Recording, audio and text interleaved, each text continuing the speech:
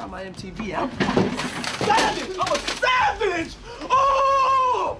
I'm a savage! Whatever I want, I'm going to get! Whatever I want, I have to get! He is a former federal prisoner who served time at 11 institutions of various security levels in 5 different states, and he now advises people who are about to go to prison. Same information? Are they saying it was possible? Hey, real quickly, all that commissary stuff, he's not getting any of that because people in the SHU have an abbreviated list. Jail is terrible for anybody, but for someone who's used to having people wait on them hand and foot and never stands in line and always, gets front row and gets the best table and gets to have the exact opposite, what a life-changing moment. I mean, it's... Life at MDC is a far cry from red carpets and private jets. This place isn't nicknamed Hell on Earth for nothing.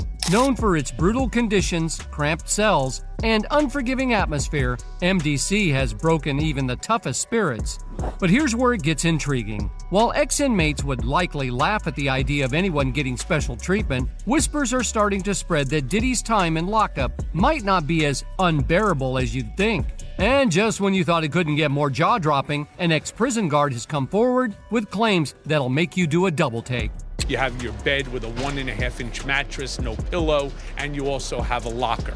So you basically have 3 feet by 5 feet to move around. So you have a basic 15 square feet. It is a horrible, horrible place. So what's really going on behind those bars? Is there more to this story than meets the eye? Buckle up, because we're about to dive deep into the rumors. And if there's any truth to them, things are about to take a shocking turn. The music mogul who once traveled by private jet to all those mansions is now in a jail that is notorious for its bad living conditions. Sean Combs, better known as P. Diddy, or now inmate 37452-054, is living a nightmare at New York's Metropolitan Detention Center, or MDC, in Brooklyn, a facility notoriously dubbed Hell on Earth. Here, luxury is a distant memory. Instead, he's dealing with brutality, illegal, substances-fueled chaos, life-threatening tension, and the harsh reality of shared showers, not the kind of parties Diddy once threw. For someone who once lived in luxury, hosting exclusive white parties filled with celebrities, models, and unimaginable decadence, his fall from grace couldn't be starker. In case you missed it, the fall from grace for Sean Combs, aka P. Diddy, began back in September 2024 when his world came crashing down. He was slapped with a series of serious charges, including S-teaking, racketeering, and running what prosecutors called a criminal enterprise, linked to numerous offenses against women. For a man who once ruled a billion-dollar empire built on music, fashion, vodka, and more, this marked the ultimate downfall. In his prime, Diddy was the definition of opulence. He rose to fame in the 90s, becoming a cultural icon and racking up a fortune that most could only dream of. His parties were legendary, lavish affairs where the rich and famous gathered to indulge in every excess imaginable. But now he's living a nightmare far from the red carpet. Word on the street is he's being kept in isolation for his own safety, but that's far from a smooth ride. He's completely cut off from the outside world, with only limited contact through brief moments with his legal team or family. Imagine being locked in a box, left alone with nothing but your thoughts, fear, anger, regret. Who knows what else is running through his mind? In fact, his attorney has made it clear that MDC is much worse than just missing a few luxuries. This facility is notorious for its inhumane conditions. Inmates have long complained about moldy showers, freezing cold cells in the winter, and unbearable heat in the summer. It's like being stuck in a never-ending nightmare. Diddy may have been a superstar on the outside, but inside those walls, none of that matters. He's just another inmate trying to survive in an environment where even the smallest things, like fighting for a spot in line or a seat at mealtime, can spark savagery. Former prisoners have shared their stories of living in constant fear, never knowing when the next fight or brutal brawl might break out.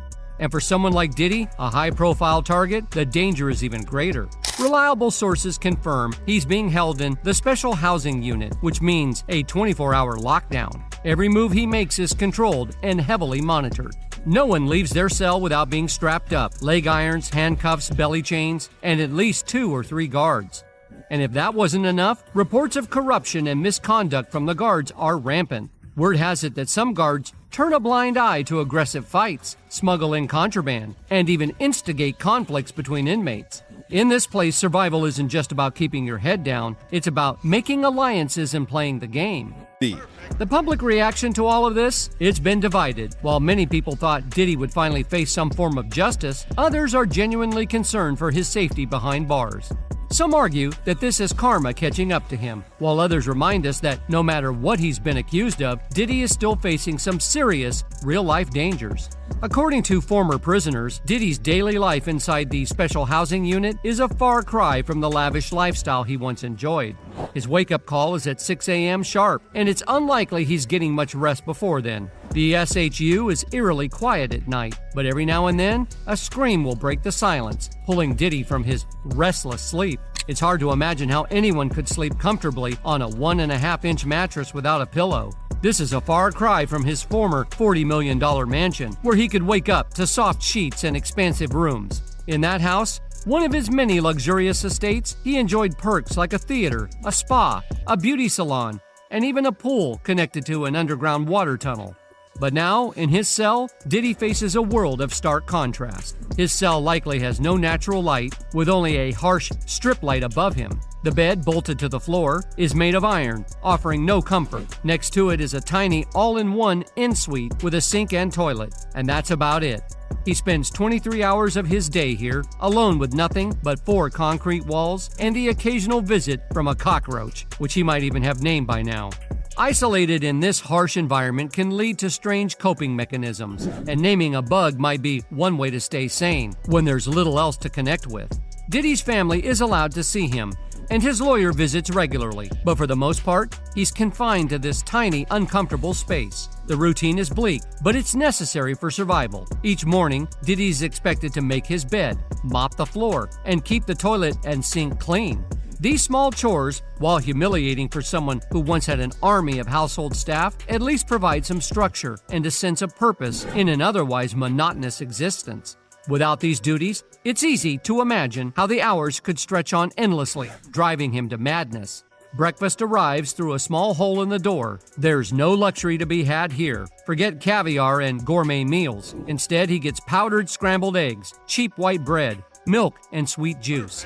This is one of 3 meals a day, each adding up to around 1,800 calories, which is a minimum requirement by law. However, one major downside is that the food rarely arrives hot. Diddy, who once dined at the finest restaurants, where he could spend thousands on a single meal, now eats cold, unappetizing food. Even his former indulgence in fine dining has turned into a stark reality of jailhouse cuisine, mystery meat and cold hot dogs made from muscle and sinew.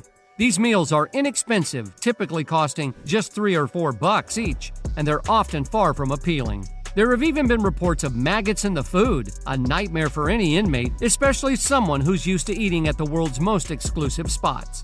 But Diddy does have some advantages, one of them being his money. Despite the grim surroundings, he has access to the prison commissary, where he can purchase a variety of items: candy, coffee, tea, and even snacks to supplement his meager meals.